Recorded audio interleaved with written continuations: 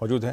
दीपन sir नमस्कार, कार्यक्रम में स्वागत है। मतलब इस प्रकार का ट्रेड वॉर, इस प्रकार वर्चस्व की लड़ाई, मतलब बीते शुक्रवार से तो ये ऐसी अगर आप देखें शार्प हो गई कि पूछिए मत। अभी एग्जैक्टली एज ए इन्वेस्टर करना क्या चाहिए, क्योंकि आपके जहन में बहुत सारी बातें आ रही हैं। बीते 2 महीने में आपने बहुत कुछ देखा, आपने एफआईएस का बहुत स्ट्रॉन्ग एग्जिट, आपका क्वार्टरली नंबर्स का डिसअपॉइंटमेंट, उसके बाद आप ये देखिए कि ये टैरिफ वॉर का जो चरम था वो भी हमने देख लिया। वो फाइनली अगर आप देखें तो वो भी इस प्राइस में है, और बाजार ने एग्जैक्टली मीनिंगफुल लो क्रिएट किए 22,000 के आसपास, 21,900 के आसपास। क्या आप इसको एक बहुत ही मीनिंगफुल लो मान रहे हैं? क्या ये हम होल्ड कर जाएं मीडियम टर्म पर्सपेक्टिव से? इसके चांसेस लग रहे हैं आपको? गुड आफ्टरनून वीरेंद्र, आपके शो पर इनवाइट करने के लिए बहुत बहुत धन्यवाद। लेकिन बहुत ही कंफ्यूजिंग सिग्नल है और मैं हमेशा सोच रहा हूँ कि is this season 2 of 2008 the great global financial crisis. तो ये मैं इसका जवाब अभी तक मिला नहीं है कि is this part 2 of what we saw in 2008, कि ये एक नॉर्मल सी हल्की सी क्राइसिस है विच विल पास ओवर। और इसका जवाब केवल एक ही बंदा दे सकता है पूरी विश्व में, वो है प्रेसिडेंट ट्रम्प। अगर प्रेसिडेंट ट्रम्प सोचते हैं कि उनको जो उनकी कॉन्सेप्ट है that there should be equal import export with all his trading partners, या तो वो फिजिकल रिस्ट्रिक्शन लगाएंगे या फिर कस्टम ड्यूटी लगाएंगे, अगर ये उनका इंटेंशन है and he follows through, then we are in for a very solid recession in global markets, in global economy. और इसकी वजह से Indian market can also correct. लेकिन अगर ये 5 से 12-13% का ही इम्पोर्ट ड्यूटी लगा रहे हैं, then also you will have a marginal recession and India will be able to escape and we should be doing fine. लेकिन ये जो दो सिनेरियोज है उसका आंसर आपको 90 डेज में ही मिलेगा। इसलिए फॉर द टाइम बीइंग आपका जो क्वेश्चन था इन्वेस्टर को क्या करना चाहिए, I think investor should just stay away. और अगर चांस मिले तो मेरे ख्याल से धीरे धीरे कैश लेवल बढ़ाने चाहिए। In times of uncertainty, money in your pocket is really really valuable. Okay, generate some cash. और देखिए, जो लोग 2008 से वाकिफ नहीं हैं, जैसे कि दीपन जी ने बहुत अच्छा कहा कि इसका बहुत हद तक आपको स्पष्ट नज़रिया 90 दिन बाद ही मिलेगा। 2008 में मुझे याद अच्छी तरीके से, मैं स्क्रीन पे था, 6200 का इंडेक्स हुआ करता था। 6200 क्रैक होके फर्स्ट इंस्टेंस में आया, पहले इंडेक्स करीब आप समझ लीजिएगा कि 4500, जनवरी फरवरी में प्राइस डैमेज हुआ। बट उसके बाद जो ग्रेजुअल डिक्लाइन हुआ टुवर्ड्स अक्टूबर, मुझे याद अच्छी तरीके से 22 अक्टूबर की दिन था, धनतेरस का दिन था, निफ्टी का लो था 2253 का। सो जो पिक्चर ड्रॉ कर रहे हैं सर वो ये है कि अभी थोड़ा सा कैश जनरेट करिए। Might be down the line, महीना, 2 महीना, 3 महीना, 4 महीना, आपको बहुत वक्त मिलेगा इस बाजार में कुछ अच्छे स्टॉक्स लेने के लिए। दीपन जी, लेकिन इसी बीच में हमें एक चीज़ और शायद जो महसूस हम कर पा रहे हैं वो है कि बैंक्स थोड़ी सी रेजिलियंस दिखा रहे हैं। एनबीएफसीज में थोड़ा सा जुझारूपन है। आपने आरबीआई ने एक रेट कट के बाद दूसरा रेट कट किया, वो हमेशा लिक्विडिटी को मेंटेन कर रहे हैं, अच्छी तरलता सिस्टम में एंड स्टांस में परिवर्तन। आप थोड़े से इंप्रेस हैं बैंक्स के इस जुझारूपन से, रेजिलियंस से? वीरेंद्र, अगर ये जो ग्लोबल क्राइसिस है, मैं उसको केवल क्राइसिस ही कहूंगा, क्योंकि एज ए वी स्पीक पूरा ग्लोबल ट्रेड मेरे ख्याल से थोड़ा पैरालाइज हो गया, because there so much uncertainty. Things में पिकअप लेटर ऑन, लेकिन फिर भी बहुत ही ज्यादा अनसर्टेनिटीज है in the global economy and global trade. तो अगर ये लिफ्ट हो जाता है, कोई यहाँ पर अपने को सीधा सीधा सुझाव मिल जाता है, then the first sector to rally according to me and may be touch new highs would be the banking and NBFC sector. इसलिए आपका, अगर आप स्टॉक्स में इन्वेस्ट करना ही चाहते हैं, जो भी अपना पोजीशंस है, they should be skewed more towards banks and NBFCs. They can be more overweight in infrastructure, capital goods, retail and cement. ये 4 सेक्टर हमने निकाले हैं जहां पर इन्वेस्टर को अपना पोर्टफोलियो का पोजीशन करना चाहिए in for life beyond this crisis. ठीक है। तो उस हिसाब से जिसके पास अगर जगह है पोर्टफोलियो में, वेटेजेस कम है बैंक्स एनबीएफसी से, कि वो बढ़ा सकते हैं at the expense of may be pharma, may be software, may be other externally focus sectors. लेकिन अगर आप मोरलेस फुल्ली इन्वेस्टेड हो तो आपकी स्ट्रैटेजी थोड़ा कैश में जाने की होनी चाहिए। अगर आप 60-70% इन्वेस्टेड हो to then churn the portfolio internally to be overweight these India-centric sectors.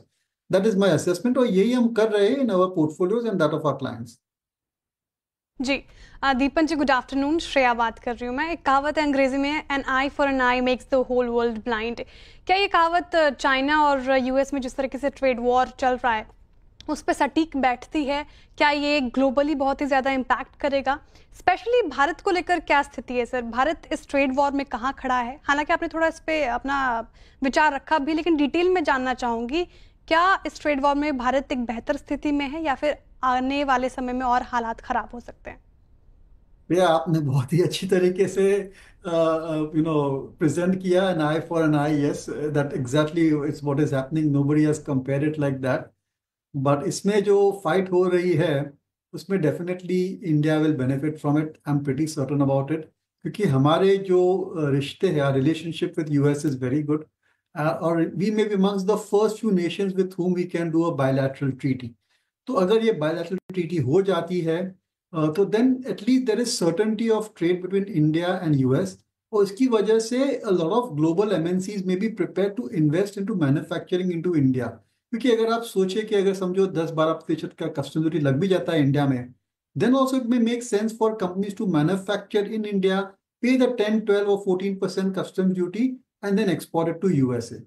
कुछ एक्सपर्ट्स का ये भी मानना है कि may be the US customs is not completely equipped to manage the country of origin का जो इश्यू रहता है। तो you may also have India as one of the locations from where you can get goods into India, थोड़ी बहुत value add करके आप री एक्सपोर्ट कर सकते हो। So there will be opportunities for India, लेकिन इसके लिए आपको थोड़ा समय देना चाहिए। ये सब चीज़ों को करने में टाइम जाता है। It cannot overnight, you cannot just set up new plants or change the location or the supply chains. तो इसमें थोड़ा समय जाता है। तो yes, definitely opportunities है इंडियन एक्सपोर्टर्स के लिए, इंडियन इंडस्ट्री के लिए, बट एज आई सेड इतनी ज़्यादा अनसर्टेनिटी है, is better for to wait for the dust to settle down and see for sure what is India's bilateral treaty और bilateral relationship with USA. लेकिन एक और भी चीज़ है जो मेरे मन में खटकती रहती है कि let's not just talk about exports into USA. ये जो अगर टैरिफ्स लगती है then it will affect exporters, all exports to all countries and all geographies, क्योंकि जो टर्मोइल है वो केवल यूएस में नहीं होगा, that will pass on to Europe, it will go on to other Asian countries also, Australia, Africa as well. So it is not just US, but I think this problem can be extended to many other geographies, क्योंकि वहां पर spare capacities आ जाती है, so they will compete for the same pie. So it's a very complicated situation. So as I said, I think that to wait for the dust to settle down and see exactly where we land. तो थोड़ा सा वक्त का इंतजार, किस तरह से कैसे तस्वीर आगे बनती है वो देखने वाली बात होगी। लेकिन दीपन जी, आपने कुछ सेक्टर्स रखे हमारे सामने जो ऐसे मूड माहौल में आपको ठीक लगते हैं। बैंकिंग, फाइनेंशियल, रिटेल, सीमेंट आपको ठीक ठाक लग रहा है, लेकिन ऐसी स्थिति में आईटी कहाँ देख रहे हैं आप? टीसीएस के नंबर भी आए, Q4 अच्छे नहीं लग रहे, स्ट्रीट ने पनिश भी किया। आपकी आईटी स्पेस को लेकर क्या राय होगी अभी? देखिए, it's a no brainer, you have to be underweight, almost nil weight may be IT companies. ये जो यूएस में अगर रिसेशन आता है, स्लोडाउन आती है, तो डेफिनेटली टेक स्पेंस पर इफेक्ट आ सकता है, जिसकी वजह से Indian software companies will get impacted. Otherwise also GCC यानी कि ग्लोबल कैपेबिलिटी सेंटर्स की वजह से the Indian IT sector was under a lot of stress. और ये जो एआई का जो बड़ा ट्रेंड है, टेक्नोलॉजी ट्रेंड है, I don't think it is benefiting Indian IT industries as much as we thought maybe 6 months, 1 year ago. So I think that investors have to look at getting underweight software companies. आपको आश्चर्य होगा कि अगर आप 10 साल का TCS का sales growth निकालेंगे, that is just about 10% or so. So even after rupee depreciation, their Indian sales have gone up by 10% compound over the last 10 years. जबकि इतनी ज़्यादा challenges नहीं थी, तो you can imagine going forward the next 10 years, all you can expect is flat growth from large cap Indian IT companies. Size भी एक बड़ी problem हो गई है इन कंपनियों के लिए. So my next expectation for the software industry is massive mergers.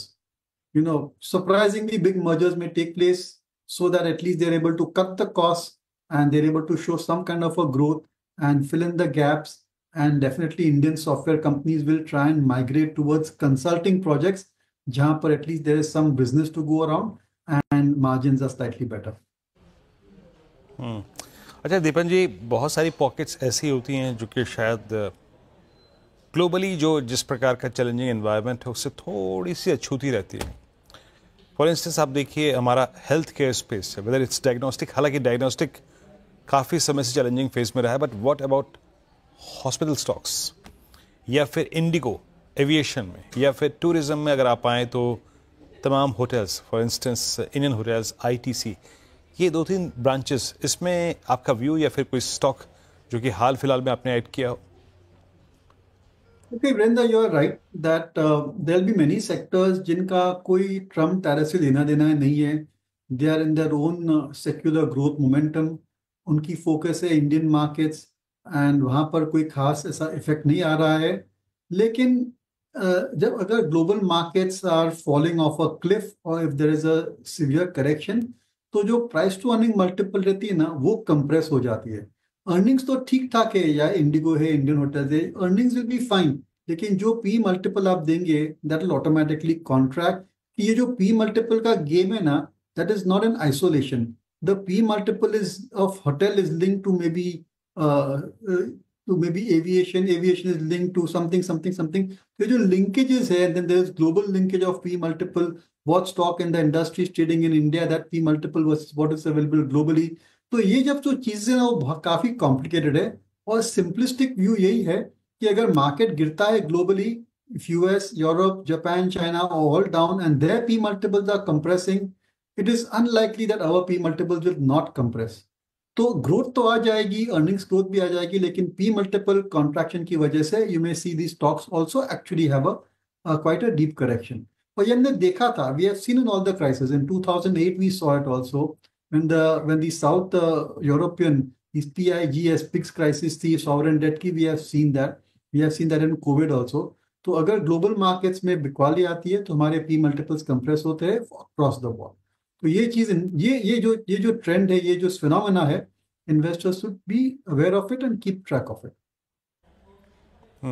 अच्छा दीपन जी, पॉसिबली आखिरी प्रश्न यहाँ से आपसे, एफएमसीजी में कंसिडरिंग द फैक्ट जो स्काई मेट की इनिशियल टिप्पणियाँ हैं कि मानसून अच्छा रहेगा इस बार, देन जो टैक्स बेनिफिट्स पास ऑन हुए उनका थोड़ा बहुत इम्पैक्ट इस बार की सैलरी से विजिबल भी होगा, आपका व्यू एफएमसीजी में आप इंटरेस्टेड हैं इस वक्त? वो जो पोस्ट बजट स्विंग कोलैप्स हुआ था वो फिर थोड़ा सा विजिबल है, कोई स्क्रिप्ट एफएमसीजी में जो कि आपको अट्रैक्ट लग रही है उस वक्त, अट्रैक्ट कर रही है उस वक्त?